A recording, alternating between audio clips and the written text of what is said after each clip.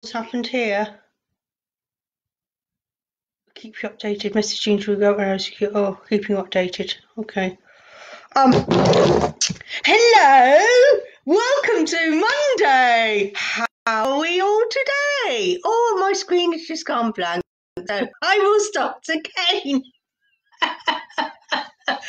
Hello, welcome to Monday. Oh, and it looks like I'm having a time-lapse video. I hope I don't have the same problems as I had yesterday. I always How are you all doing? I don't know about you, but time is just flying by. Completely lost the day of the week yesterday, as I said in my video. But yes, it is Monday because people, bless them, have been posting on their on their Facebook site pages. Welcome, welcome to Monday.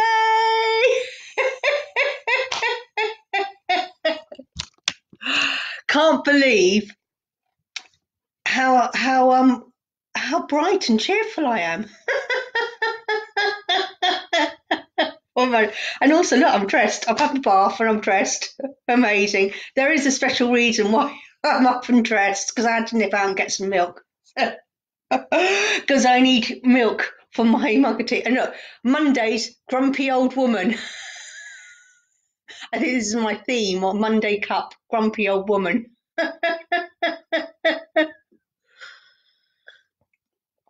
So, right. So, yes. Well, the title of today's video is Life is a Celebration.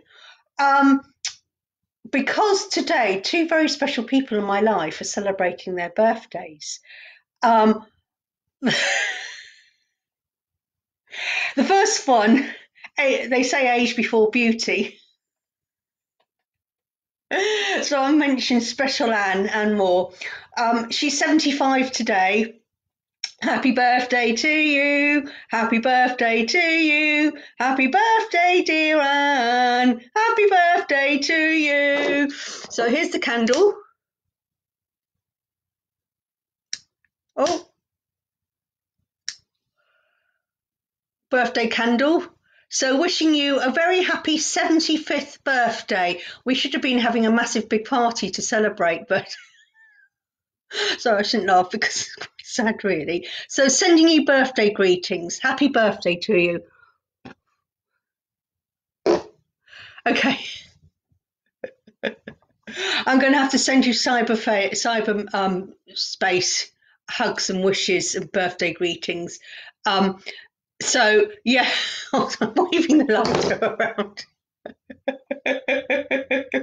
And now it's got a loop. All I'm seeing is me waving a lighter and setting fire to the candle. Doing a flipping looping again. I'll have to get into this.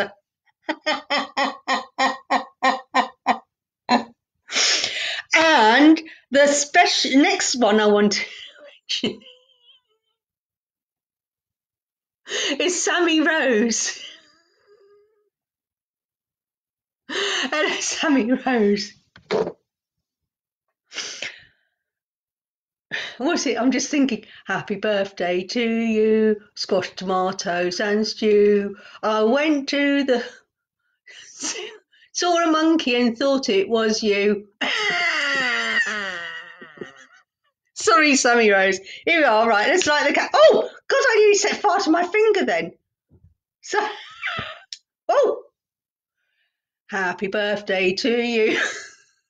Happy birthday to you. Happy birthday, dear Sammy Rose. Happy birthday to you. Yay! Candle set fire. Hang on. It gets better. It gets better. So one of the reasons was I went to get a birthday cake, okay? And I know it says half moon cake because half is for me and the other half is on its post to Sammy. So let's open up the cake. Okay. So you're gonna have birthday cake on your birthday, Anne and Sammy Rose. So, but because I'm here, I've chosen the lemon. I'll explain in a minute why I've chosen. Oh look, it's all sticky. This is my treat today. Oh my God, I'm going to end up eating a whole half a cake. Oh, don't, we'll start tomorrow. This is all I'm going to eat today, lemon cake. Sorry, I didn't know whether what everyone else, most people usually have chocolate. So we're going to, there's the cake. Like I said, half of it for me and half for everyone else. I'm going to put the candle on it.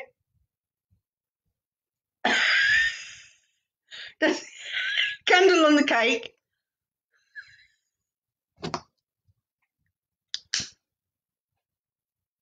Okay.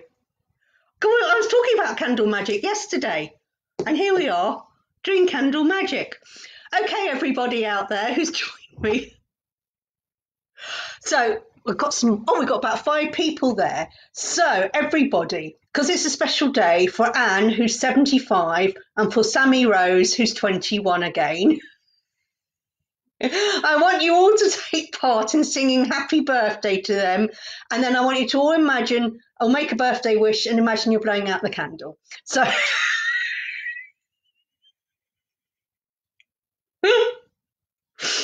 happy birthday to you, happy birthday to you, happy birthday dear Sammy, Rose and Anne. Happy birthday to you. Time to make a wish and blow out the candle. I wish for everyone to be happy, healthy and wise. 1, 2, 3, blow. So then, of course, oh look, this. They really do make a cake and then they cut it in half. And then you make a slice. There we go. Oh, it's so sticky. I'm not going to eat that now because it's so sticky. So what I'm going to do is I'm going to put it on it because I've got visions of this going absolutely everywhere. And everyone else has left because of my bad singing. I did tell you, Sammy Rose, that my singing was really bad. I'm going to ask a quick question because I keep getting this flipping loop and it keeps down. So if you can let me know whether it's coming to you live, because now all I'm getting is a picture of me cutting the cake. Picture of me cutting the cake. A picture of me cutting the cake.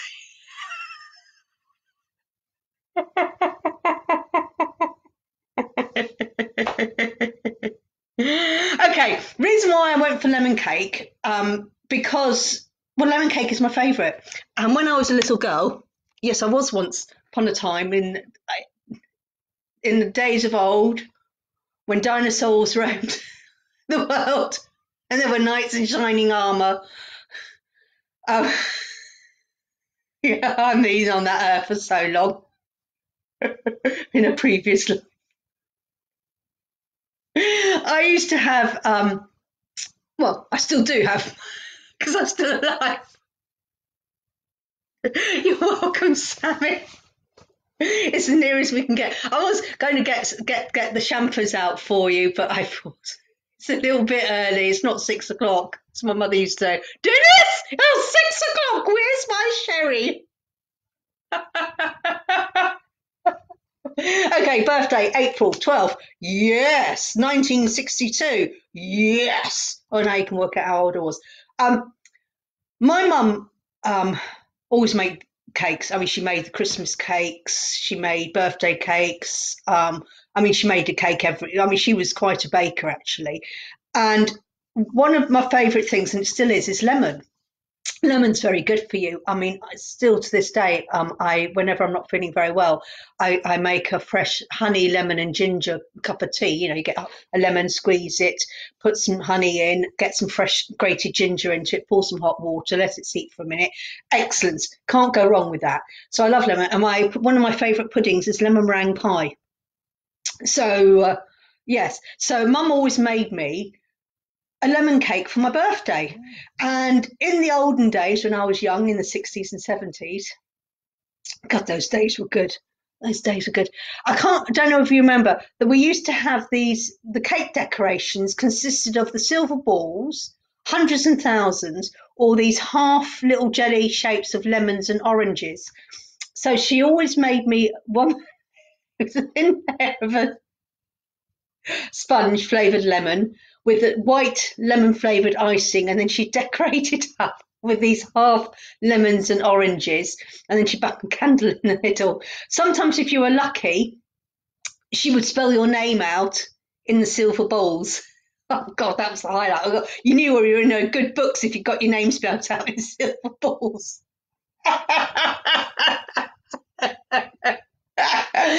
And my birthday, being in April, I think in my whole life I only went to school once on my birthday because nearly always fell in the Easter holidays. Um, and it felt really strange that one day I went to school on my birthday. It was really strange. I think Easter must have been very, very early that year. Can't remember when it was, but yes. So I had to go to school. I was I was distressed about school anyway, but that's a different life. But yes, and then I remember having to go to work on my birthday. God, welcome to the real world. So so my birthday, being in April, always nearly always in the Easter holidays. So I'd have a party, and as I mentioned the other day that we had this big garden. We always had parties, and it was always in the garden, because my kids running around in the house and trashing it. So we'd have a barbecue, and in those days, our barbecue consisted of 2 bricks, building bricks, or what, 4? 2 on one side, 2 on the other, and there was this metal grate. Now, the metal grate in the olden days, you would usually find it on your front doorstep, and you'd move your shoes on it to remove the mud and everything. So it's one of those metal grates, and and Mum would go down to the bottom of the garden, well away from the house, because Dad was always saying, "You're going to set fire to the house." And our barbecue would consist of these bricks and this metal grate. And then she'd get these frying pans and fry up sausages, and we'd have hot dogs. And Heinz tomato ketchup has to be Heinz on a hot dog. Oh gosh, yeah, it's like you've got to have Heinz tomato in your bacon sarnie. Yeah, I was going to do a what you call it the other day to see a poll to see what people liked in the thing. So I'll do another poll to see what you like with your hot dogs. So so it always consisted. My birthday would be parties in the garden where we play hunt something, usually Easter eggs, because as I said, it was around the bar. We play chase, and then we'd have a barbecue, and it would consist of a hot dog followed by a slice of lemon birthday cake. That was it. We lived the high life. Oh, then we do pass the parcel. God, can you remember? Play pass the parcel, Sleeping Lions. What else? Oh, we always used to have the bumps. Oh, I hated the bumps where they throw you up and down. You get older. Flipping dangerous things, the bumps. Especially the older you got, the more bumps you had. And then my little brother, Jamie Llewellyn, his birthday was in July, and unfortunately was Jamie, I mean. I don't know whether that's a compliment or an insult, calling him after my son. So Jamie's birthday was in July, and it's the latter part of July. So school always finished, and then there was his birthday. And I had one aunt, and she never sent his birthday cards on time because she always forgot when it was, because she said, "There's so much going on because school's finishing and we're all getting ready to go on holiday to Wales and stuff." So, and Jamie says, "I keep calling him Henry today. I'm really sorry, Jamie, because I need to ring up Henry to see whether he's had his sock yet, because he's still not talking to me." And it looks like I've got no one join me, got knives. Never mind, I'm just carry on talking to myself like I normally do. So poor Jamie, he very rarely got cards and stuff from the family because everyone forgot, because it was in the school holidays. And quite often, he'd invite people to his party, and of course they'd all go, "Oh, we've gone on holiday, we're not allowed to come to your party."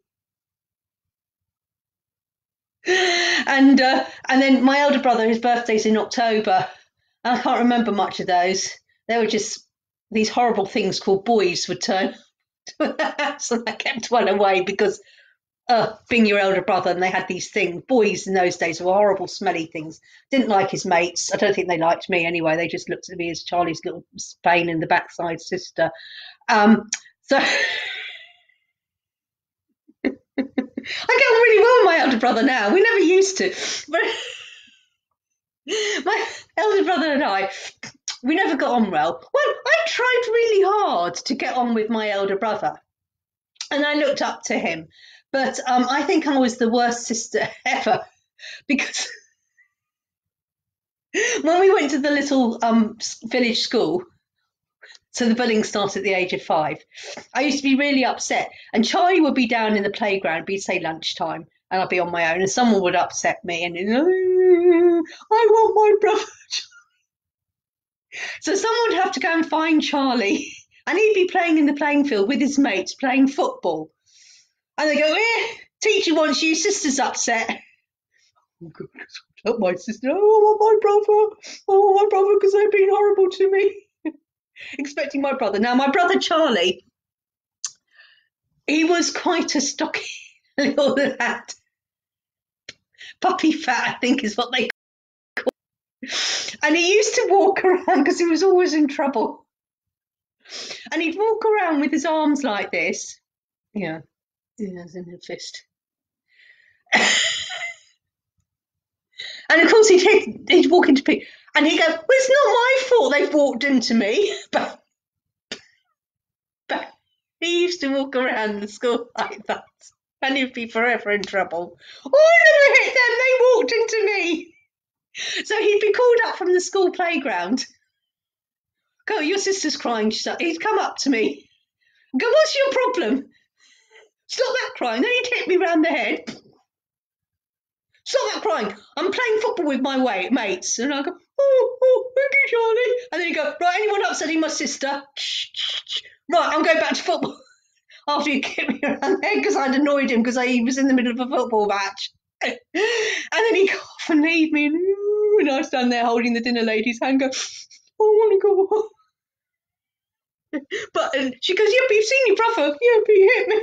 Because I did upset and disturb him in his football match. Actually, Charlie was a pretty good football player.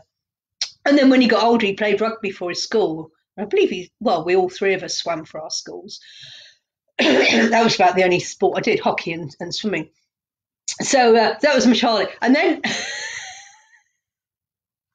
Charlie likes his football. I remember we were in the summer holidays, and Jamie had a friend, and he was called Jamie as well, Jamie Tchaikovsky. And his mum was a nurse, and she worked at the Hemel Hempstead Hospital in the A&E department. You know what's coming. So I don't know. I'm just going to pretend it's something. It was a day in the school holidays, and because Jamie's mum was working as a nurse, I think she was a senior sister or something down at A&E, but she was working, and so my mum she had 4 kids: John, Juliet, Jamie, and Jane, except everyone called Jane Bella. So I know Juliet.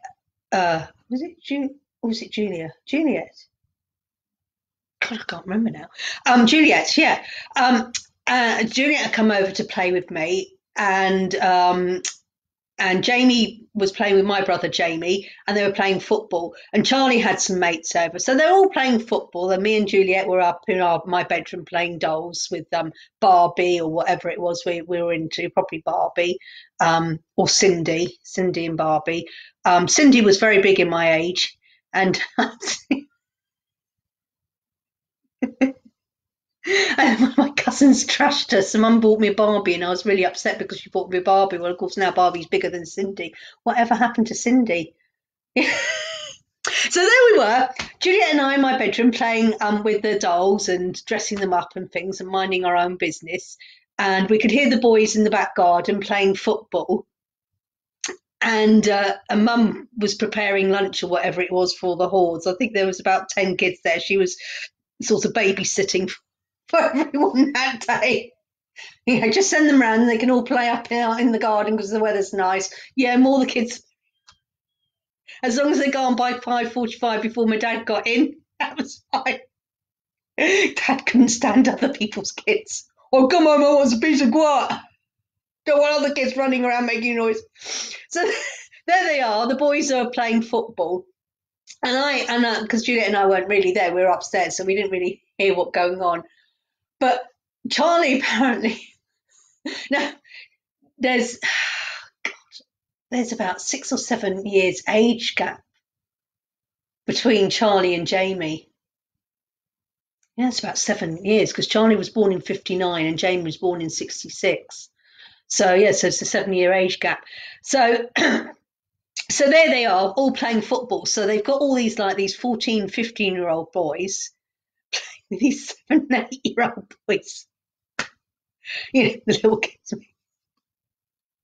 And little Jamie Tarkowski got the ball, and Charlie goes in for a tackle. And as he went down, he took Jamie down with him, and there's an almighty crack, and he broke his leg for him. It's not really funny. There's just a crack and a scream and a Mum! Well, first of all, I don't think they realised he'd actually broken his leg. They just thought he'd, gone down and hurt it. And Mum goes, oh, what's that? And of course, Jamie screamed his head out. My little brother, I only went in for a tackle. Of course, Jamie couldn't stand up because his leg was broken. So Mum, being a doctor, comes out and going, oh, right, I've got the first aid, is a scratch there. Do I need a bandage or something? And sees this leg. And she goes, oh, dear. I think even I could have told it was a broken leg. It was ever so slightly deformed. Well, it was in those days where you had just an ordinary telephone. You don't have mobile phones. And so you couldn't really contact people. So it was like, God, what are we going to do? Well, we're going to have to take this kid to A&E. And Mum's going, God, this is going to be a hell of a shock. Because she tried to ring the A&E department at Elmhurst Hospital and couldn't get through to give them a warning to the sister in charge that your son, who you sent round to me to be looked after, we've just smashed his leg for him. So, poor woman. So we all pile in the car. Well, she has to send all the other kids home. And then so there's Charlie, Jamie, me, Juliet. We all pile in the car. Poor Jamie with his leg hanging off. Good job Mum's got the estate car. So we all go down to it. And we walk in. And to be met by Jamie's mother. And she was going receiving the kids. She must have had a hell of a shock because you don't expect your own kid to be brought in with a broken leg, and Mum was having to explain to her what happened. It's not really funny, poor kid. But it was very funny. Oh, God. But, we're always having accidents. I remember, where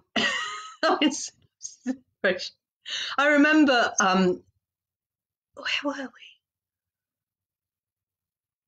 Was it? Now, Jamie's going to have to correct me, but I'm pretty certain it's in our house. We had a lounge in the posh dining room, and we had these sliding doors where you could pull the doors back so you'd have one big room, or you could separate it out to have a smaller lounge and a smaller dining room. And of course, you've got the wall, the ceiling wall will come down and finish, and then you've got the gap. So Mum and Dad had pulled back the doors because they decided they wanted to have the room a bit open, and we had this massive big 3-seated couch, and they moved it so it was right in the, what's coming underneath in this gap. So we had big space sort of thing, and the room looked really nice. Nice floral design because it was in the, I think this was in the 80s. Yeah, must be in the 80s. Beautiful floral 80s design.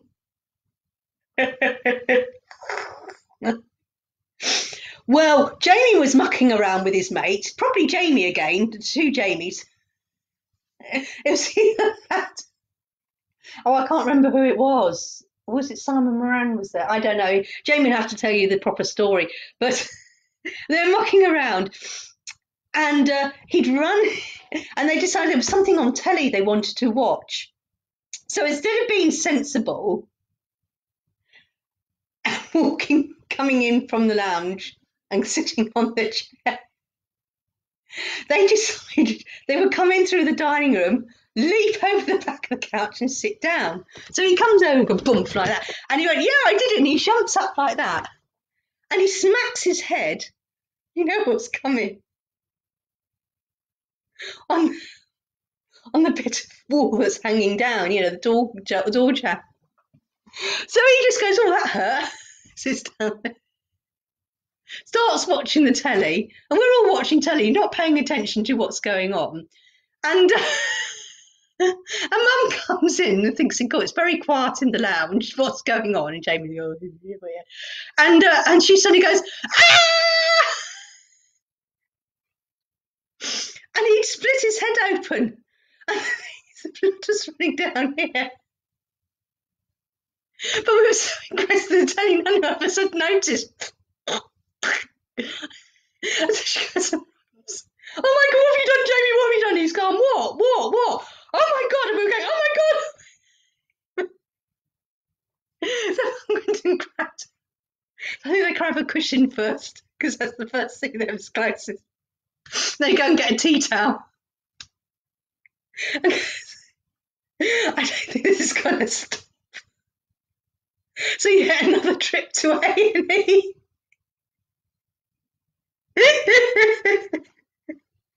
Oh God.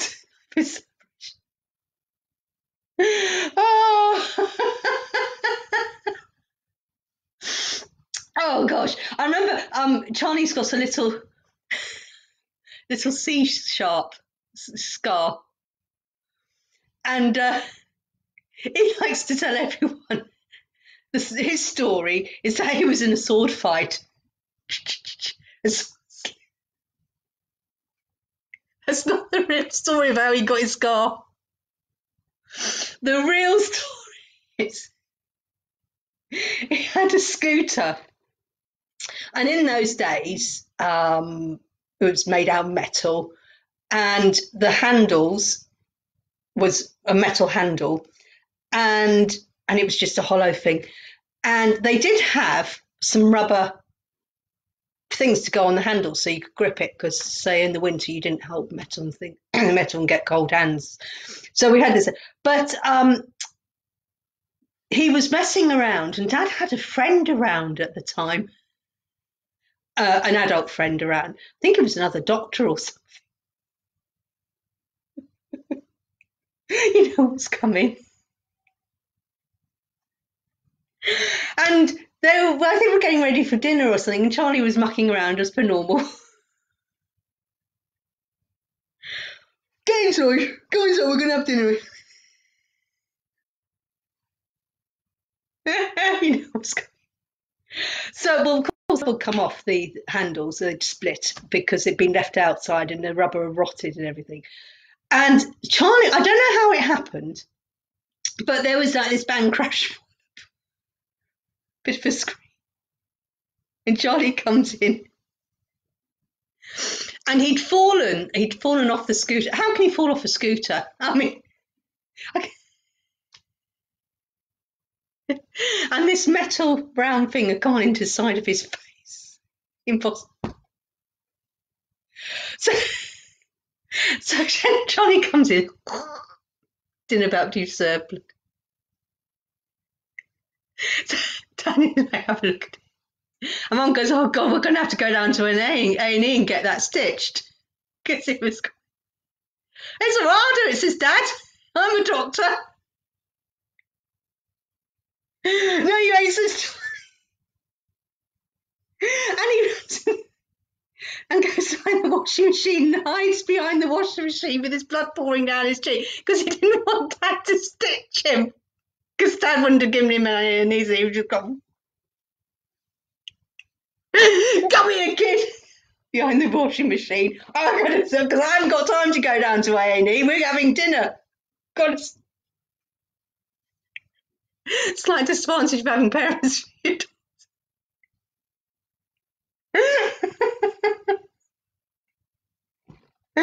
Oh God. I won't tell you the accidents happened to me. Well, as we got older, a teenager, like I said, I did adore my elder brother, and I didn't understand why he didn't like me. But maybe I was just a pain in the backside. This child who constantly cried and don't want to go to school, they're horrible to me. And when I got to like 13, I went to middle school in Berkhamsted. And I was so bullied at that school that there was a big school called Ashlands. I absolutely refused point blank. I am not going to Ashlands because I've been so traumatized because I knew, I've been going for the last 4 years on the school bus to Bridgewater, and I thought of doing another 5 years of bus on this trip and going to the Ashlands school. It was just too much, and I just refused. I'm not going. I'd run away. I'm not going there. So my elder brother, he'd been going to a school and he'd done his O levels. We did O levels. We didn't do GCSEs, and boy did we have to work hard. And so he'd done his O level, and he decided he didn't want to stay on at the boys' school anymore, and he wanted to change. And also the subjects he wanted to do weren't available.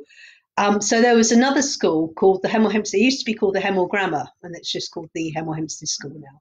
And in fact, the year I went into was the last grammar school year. So it was quite a good school, actually. I had a good reputation for education, not with reference to the kids that went there, because it was Hemel Hempstead. So they got, Charlie went round the school and they were offering the subjects he wanted to do. So he got in there into the sixth form.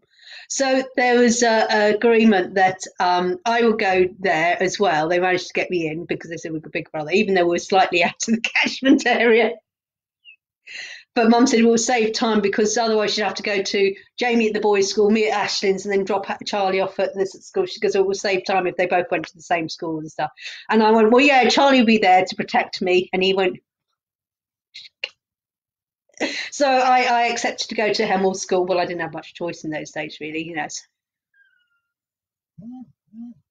But what we used to do.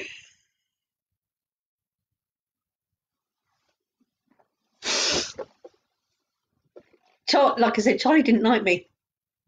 And I'd be in the lounge watching Blue Peter or Little House on the Prairie. Oh, I know, the highlight.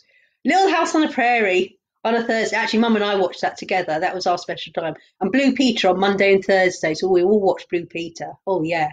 And so I'd be watching telly, and Charlie would come in. I'd be on the couch. He'd slap me round the lug-hole. I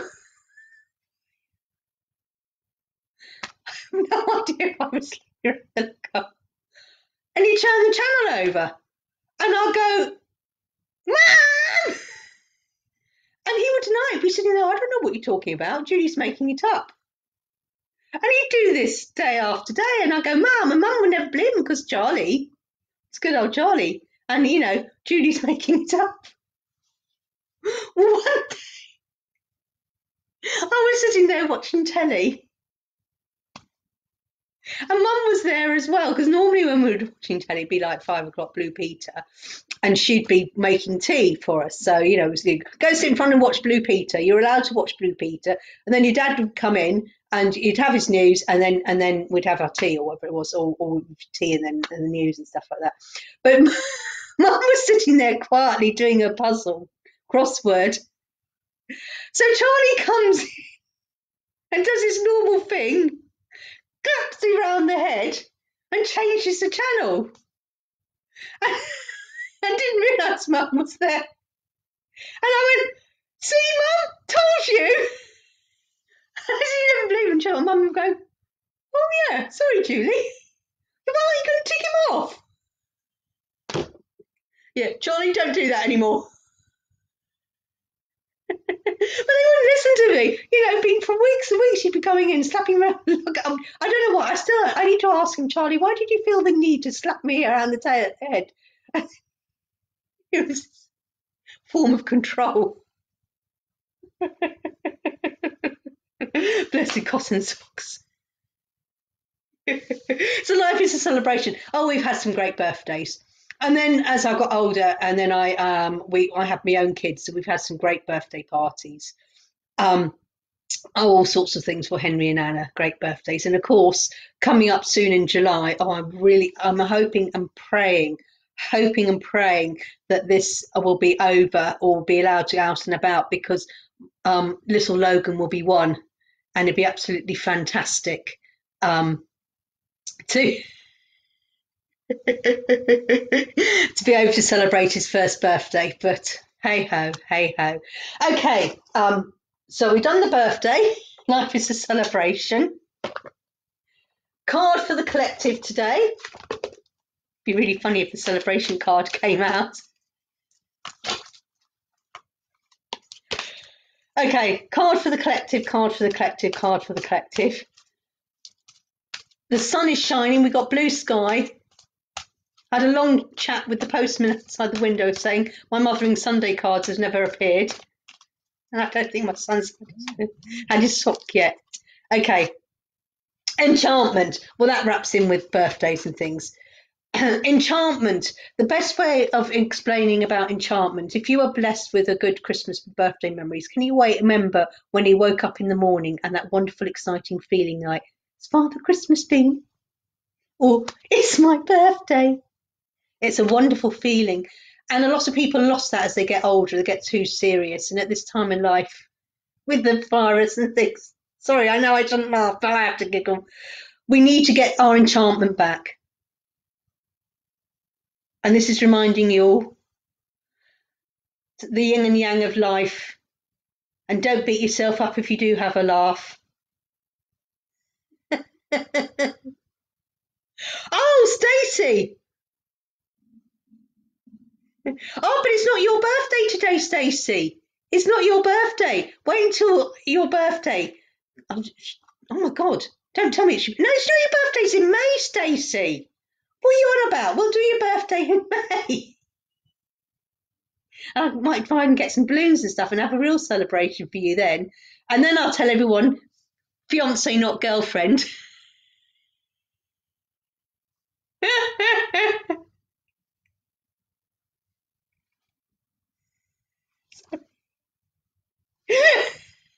Sorry, Stacey. Has Henry had his sock yet?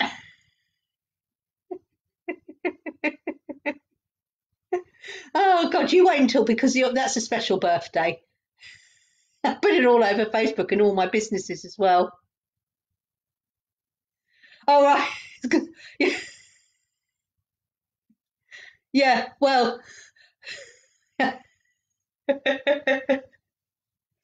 Oh gosh. Okay, enchantment. So we all need to get. Yeah, well, of course I'm going to mention Logan, but you're only the fiance, not girlfriend. Oh gosh, something's happened. Oh,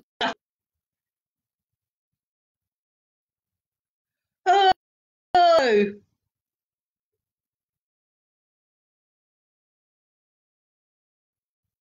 Oh.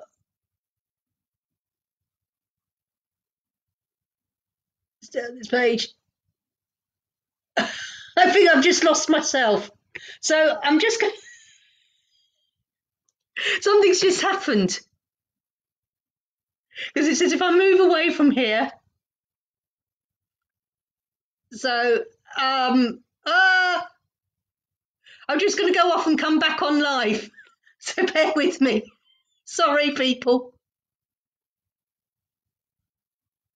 Well, it's telling me stay live, but I don't know. I'm just going to go off and come back. Oh, hang on.